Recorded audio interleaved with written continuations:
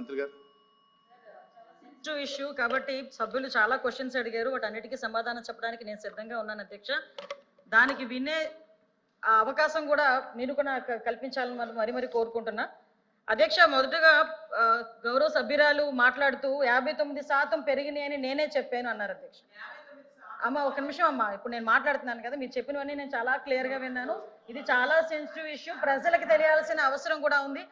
విషయం ఏంటంటే నేను 59% పెరిగింది, 59 కేసెస్ పర్ డే 59 కేసెస్ వచ్చినాయని నేను మంత్రి గారు చెప్పారని చెప్పారు. అది 2023 జూన్ నుంచి అక్టోబర్ వరకు అని చాలా క్లియర్గా సభ ముందు ఇందాక నేను ఉంచడం జరిగింది. విషయం సమాధానం వినేటప్పుడు కూడా దయచేసి సభ్యులు కూడా చాలా క్లియర్గా వినాల్సిందిగా నేను కోరుకుంటున్నా. ఇది జూన్ నుంచి అక్టోబర్ వరకు పర్ డే 59 కేసెస్, అదేవిధంగా 8,855 కేసులు అప్పుడు నమోదైనవి. కానీ 2024 వచ్చేసరికి జూన్ నుంచి అక్టోబర్ చూసుకుంటే 7,234, దగ్గర 18% తగ్గించాము. కాబట్టి గణనీయంగా పెరుగుదల లేదు అని చెప్పి సమాధానం చెప్పడానికి ఉదాహరణగా రెండు చెప్పడం జరిగింది అధ్యక్ష. ఇది మాట్లాడాం. నెక్స్ట్ ఇంకోటి అధ్యక్ష, ఇప్పుడు ముచ్చుమర్రి కేసు గురించి, అదేవిధంగా మళ్ళా ఏదో కొరికారు చంపారు అని చెప్పి నగరి కాన్షియన్స్. నేనేమంటానంటే అధ్యక్ష, 3.5 సంవత్సరాల ఆడబిడ్డ చనిపోవడమే దౌర్భాగ్యం. దాంట్లోని ఎవరైనా రేప్ చేసి చచ్చిపోవడం అన్నది ఇంకొంచెం ఆ తల్లిదండ్రులకి కడుపు కోత. అటువంటి సందర్భాల్లో కూడా దాన్ని కూడా రాజకీయం చేయడానికి, దానికి చిరువులు పలవులు అల్లి దాని గురించి మాట్లాడే పరిస్థితి వచ్చినప్పుడు నిజంగా ఒక ఆడపిల్లలుగా మనం ఆలోచించాలి, తల్లిదండ్రులుగా మనం కూడా కాసేపు ఆలోచించి మాట్లాడాలన్న సంగతి నేను తెలియజేసుకున్నాను అధ్యక్ష. ఎందుకంటే అధ్యక్ష, ఇక్కడ ముచ్చుమరి కేసు అవనేయండి, అత్తాకోడలు రేప్ విషయం అవనేయండి, అదేవిధంగా పొంగునూరులో జరిగిన విషయం అవనేయండి, ఏదైనా జరిగిన తర్వాత అసలు ప్రాథమిక విచారణ జరిగిన తర్వాత పోలీస్ డిపార్ట్మెంట్ దగ్గర నుంచో లేకపోతే వాళ్ళ తల్లిదండ్రుల నుంచో ఒక నోట్ వచ్చిన తర్వాత దాని గురించి మాట్లాడండి, పోరాటం చేయండి. దానికి మేమేం చేయాలో మేము చెప్తాం అధ్యక్ష. అంతేగాని రేపే జరగకుండా అమ్మాయిని గ్యాంగ్ రేప్ చేశారు, తర్వాత చంపేశారు, ఇలాంటి పదాల వల్ల తల్లిదండ్రుల తాలూకా మానసిక వేదన ఎంత ఉంటుందో ఒక తల్లిగా నేను కూడా అనుభవించి చెప్పే పరిస్థితి అందరం కూడా దాని గురించి మనం అనుభవించి మాట్లాడుకోవాలి అధ్యక్ష. అదేవిధంగా అధ్యక్ష, మరీ చెప్తున్నాం, ఇప్పటి వరకు జరిగిన క్రైమ్స్ అన్నింటిలోని కూడా మాక్సిమం అందరినీ కూడా 24 గంటల నుంచి 48 గంటల్లో మొత్తం అందరినీ కూడా అరెస్ట్ చేయడం జరిగింది. వాళ్ళందరినీ కూడా రిమాండ్ పెట్టడం జరిగింది. దయచేసి వినండి సార్ ప్లీజ్, ఇది చాలా సెన్సిటివ్ విషయం. మీరైనా నేనైనా ఎవరైనా మహిళల భద్రత విషయంలో రెడీగా ఉండాల్సిందే, పరంగా ఉండాల్సిందే. దయచేసి ఇప్పుడు మేము చెప్తున్న విషయాల్లో మీకు ఏమైనా అబద్ధం అనిపిస్తే కనుక నేను మళ్ళా ఎంతమంది మాట్లాడినా సమాధానం చెప్పడానికి నేను రెడీగా ఉన్నా. దయచేసి ఒకసారి ముచ్చుమరి విషయంలో ఎవరైతే చంపేశారో నిజంగా అమ్మాయి బాడీ ఐడెంటిఫికేషన్ అవ్వలేదు, ఐడెంటిఫై ఎందుకు అవ్వలేదు అన్న సంగతి కొన్ని బయటికి మనం చెప్పలేము కాబట్టి ఆ విషయంలో చెప్పలేకపోతున్నాను అధ్యక్ష. సభ ముందు కొన్ని ఉంచలేము, రిటర్న్ గా రాసిమ్మన్నా కూడా రిటర్న్ గా రాసి ఇవ్వడానికి మేము రెడీగా ఉన్నాం అధ్యక్ష. అదేవిధంగా మిగతా అన్ని విషయాల్లోని కూడా మేము పట్టుకున్నాం అధ్యక్ష. నేను నిజంగా విమర్శించాలి, ఇక్కడే కూర్చొని విమర్శించాలి అనుకుంటే 2019 నుంచి 24 వరకు సీఎం గారి ఇంటి దగ్గరలో గ్యాంగ్ రేప్ జరిగితే ఈ రోజు వరకు వెంకటరెడ్డి అనే వ్యక్తిని పట్టుకున్నారా? అదేవిధంగా విజయవాడ నడిబొడ్డులో ఒక దళిత వికలాంగురాల్ని హాస్పిటల్లో రూమ్ లో పెట్టి 3 రోజులు సామూహిక అత్యాచారం జరిగితే అదే విషయం కూడా చంద్రబాబు నాయుడు గారు చంద్రబాబు నాయుడు గారి మీద కేసు పెట్టిన సంగతి మర్చిపోయారా అధ్యక్ష? చెప్పాలి అధ్యక్ష, దయచేసి నాకు అవకాశం ఇవ్వండి. మేము చెప్పాలంటే కొన్ని కోళ్ళు చెప్తాం ఇలాంటి సంఘటనలు, అది కాదు ఈ రోజు జరగాల్సిన సంగతి గురించి. అదేవిధంగా మీరు ఇంతకు ముందు చెప్పారు అధ్యక్ష, పోలీసుల వైఫల్యం అని చెప్పి మాలో చాలా క్లియర్ గా చెప్తున్నారు అధ్యక్ష. వాళ్ళు ఈ రోజు పోలీసుల వైఫల్యం ఇప్పుడు కాదు అధ్యక్ష, పోలీసుల వైఫల్యం 5 నెలల కాలంలో వాళ్ళ దగ్గర వసతులు లేకపోయినా, వెహికల్స్ లేకపోయినా, వాళ్ళకి ఫోరెన్సిక్ ల్యాబొరేటరీ అనేది వాళ్ళ దగ్గర లేకపోయినా, అదేవిధంగా వాళ్ళకి కనీసం ఫింగర్ ప్రింట్ ఐడెంటిఫికేషన్ డివైజెస్ లేకపోయినా ఈ 5 నెలల్లో వితిన్ 24 గంటల నుంచి 48 గంటల్లో నేరస్తులు పట్టుకుని రిమాండ్కి పంపించిన ఘనత మా పోలీసు వ్యవస్థ అధ్యక్ష. 5 సంవత్సరాలు పోలీసులు ఎట్టున్నారు అధ్యక్ష? తెలుగుదేశం పార్టీ ఇళ్ల దగ్గర పరదాలు కట్టడానికి, చెట్టు నరకడానికి, ఇంట్లో రోడ్డు మీదకి వచ్చేసరికి కాపులాలు కాయడానికి తప్పించి ఏ రోజైనా కనీసం ఒక ఆడపిల్లని రక్షించే విషయంలో అధ్యక్ష చెప్పాలి అధ్యక్ష. దయచేసి ఇంకొన్ని విషయం అధ్యక్ష, దిశ చట్టము, దిశ యాప్ గురించి మాట్లాడుతున్నారు. గౌరవ సభ్యులు కూడా పోలీస్ డిపార్ట్మెంట్ నుంచి వచ్చారన్నారు, సంతోషం అధ్యక్ష. అధ్యక్ష, పోలీస్ డిపార్ట్మెంట్ లో వచ్చిన మా సభ్యులకి కానీ మీ చైర్కి కానీ అడుగుతున్నాను అధ్యక్ష, అసలు దిశ చట్టం అనేది ఉందా? దిశ చట్టం చట్టబద్ధత జరిగిందా? దిశ చట్టం చట్టబద్ధత లేకుండా దిశ పోలీస్ స్టేషన్ ఏర్పాటు చేసుకుని రాజమండ్రిలో దిశ పోలీస్ స్టేషన్ ఇదే సభ్యులందరూ కలిపి అప్పుడున్న మాజీ సీఎం గారు జగన్మోహన్ రెడ్డితో కలిపి రిబ్బన్ కట్ చేయించారు అధ్యక్ష. ఇక్కడ ఎంత దౌర్భాగ్యమైన పరిస్థితి అంటే అధ్యక్ష, అదే రోజు సాయంత్రం ఒక సామూహిక అత్యాచారం 3 రోజుల పాటు ఒక మైనర్ బాలికని, దళిత బాలికని అత్యాచారం చేసి అదే దిశ పోలీస్ స్టేషన్ ముందు వదిలేసి వెళ్ళారు అధ్యక్ష. పోలీసులకి ఛాలెంజ్ చేశాడు అధ్యక్ష. ఒక రేపులు చేసే వ్యక్తి ఆ రోజు ఏం జరిగింది అధ్యక్ష? కానీ తర్వాత దిశ చట్టం పక్కన పెట్టి దిశ యాప్ అని చెప్పి తీసుకొచ్చారు అధ్యక్ష. దిశ యాప్ అనేది ఇంతకు ముందు తెలుగుదేశం పార్టీ గవర్నమెంట్ లో 4th లైన్ అని చెప్పి ఒక యాప్ ఉండేది అధ్యక్ష. దాన్ని కన్వర్ట్ చేసి దిశ యాప్ అని పెట్టారు. నిజంగానే దిశ యాప్ ద్వారా నిజంగానే నేరాలు తగ్గించేసాము, లేకపోతే నేరాలకు సంబంధించి మేము చాలా మందిని పట్టేసుకున్నామంటే రికార్డ్స్ ఎందుకు నేరాలు పెరిగిపోయినాయని చెప్తుంది అధ్యక్ష. దిశ యాప్ కాదు అధ్యక్ష. ఈ రోజు దిశ పోలీస్ స్టేషన్ అన్నారు. ఆ రోజు మహిళా పోలీస్ స్టేషన్ బోర్డులు తీసి దిశ పోలీస్ స్టేషన్ అని పెట్టడం నిజం కాదా అధ్యక్ష? మీ సభ్యులు చెప్పాలి. పోలీస్ ఆఫీసర్ కదా ఆయన. ఆ రోజు దిశ మహిళా పోలీస్ స్టేషన్ బోర్డులు మార్చి దిశ పోలీస్ స్టేషన్ అని ఏర్పాటు చేసి ఈవెన్ నిర్భయ యాక్ట్ గురించి చెప్పారు. నేను అన్ని విషయాలు మాట్లాడడానికి సిద్ధపడి అక్కడికి వచ్చా. నిర్భయ యాక్ట్ గురించి మాట్లాడాను అధ్యక్ష. దిశ చట్టం అని చెప్పి లేని చట్టాన్ని తీసుకొచ్చిన తర్వాత చాలా మంది దిశ పోలీస్ స్టేషన్కి వెళ్ళి మీకు కంప్లైంట్ ఇచ్చామంటే దిశ చట్టం ద్వారా మేము నోట్ చేస్తున్నామన్నారు. నిర్భయ చట్టాన్ని కనీసం పెట్టడానికి కూడా ముందుకు రాలేదు అధ్యక్ష. నిర్భయ చట్టం ఉండి కూడా దిశ చట్టం అని లేని చట్టాన్ని బయటకు తీసుకొచ్చి అక్కడున్న వాళ్ళని ఎవరైతే వాళ్ళు ఇబ్బందులు పడి వచ్చారో, బాధితులు వచ్చారో వాళ్ళని కూడా ఇబ్బందులు పెట్టే పరిస్థితి వచ్చింది అధ్యక్ష. అదేవిధంగా అధ్యక్ష చాలా ఇష్యూస్ ఉన్నాయి అధ్యక్ష. మీరు చెప్తున్నారు ఇందాకే అమ్మ, నేను లాస్ట్ లో మాట్లాడతా. ఈ రోజు అదేవిధంగా అధ్యక్ష గౌరవ సభ్యులు పోలీస్ డిపార్ట్మెంట్ నుంచి వచ్చారు. ఒక కేసు వచ్చిన తర్వాత దాని ఇన్వెస్టిగేషన్ చేయాలి, దాని గురించి సంబంధించి ఛార్జ్ షీట్ ఫైల్ చేయాలి. ఫోరెన్సిక్ డిపార్ట్మెంట్ నుంచి మనకి రావాలి అధ్యక్ష, రిపోర్ట్లు కూడా రావాలి.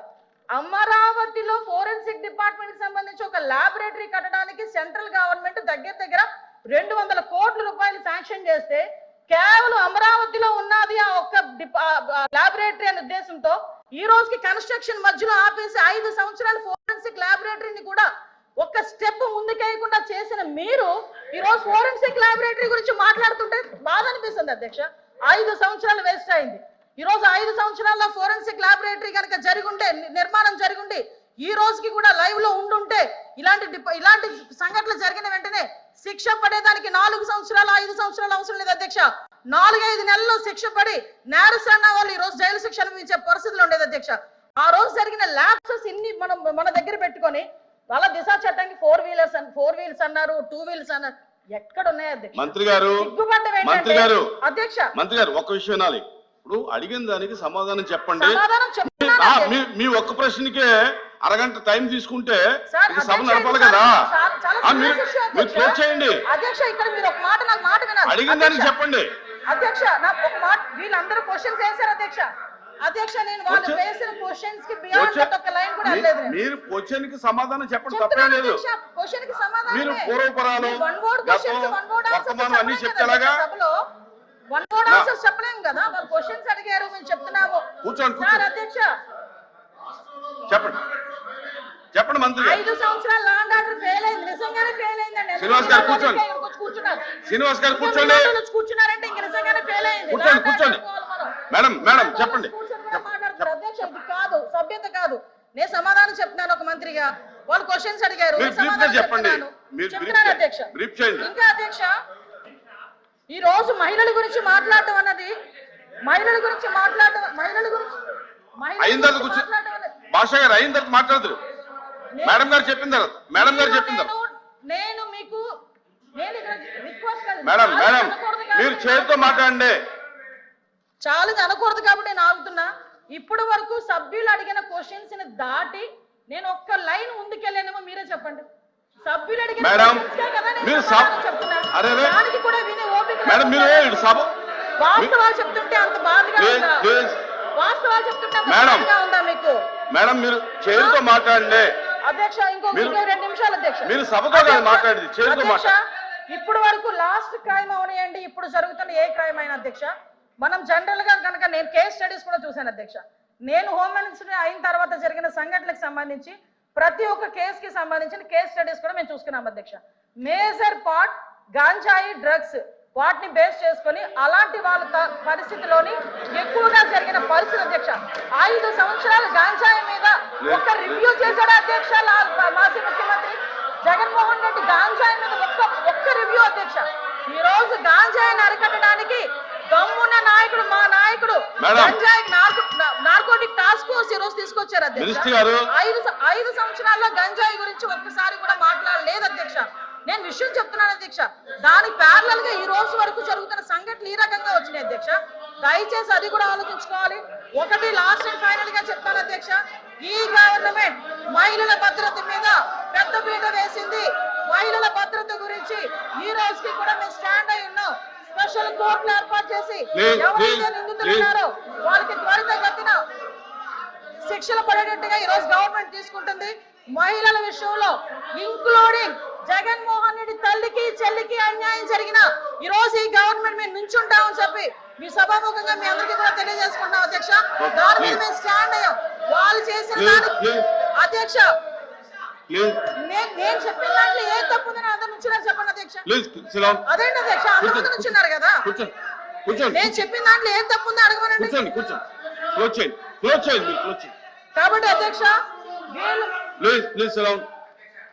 మేడం మీ విషయంలో ఫెయిల్ అయింది సార్, మీ విషయంలో ఫెయిల్ అయింది, ఆయన విషయంలో ఫెయిల్ అయింది, శ్రీనివాస్ గారి విషయంలో ఫెయిల్ అయిందని మనం మాట్లాడుకోవాలి. అనంతబాబు ఎందుకు కూర్చుంటాడా? డోర్ డెలివరీ చేసి వచ్చినప్పుడు కూడా ఇంకా కూర్చొని మాట్లాడుతున్నారు. డోర్ డెలివరీ చేసి వచ్చినప్పుడు కూడా మంత్రి గారు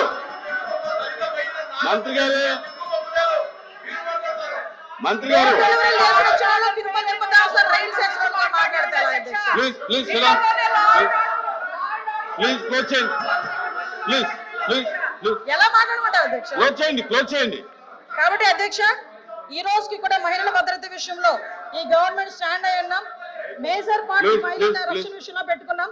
మహిళల జోలికి వచ్చిన మహిళల గురించి సోషల్ మీడియాలో ఇష్టానుసారంగా మాట్లాడిన బూతులు తిట్టినా కూడా ఈ గవర్నమెంట్ ఫార్మ్ గా వ్యవహరించి వాళ్ళకి శిక్షలు విధించేటట్టుగా మేము ఉంటాము.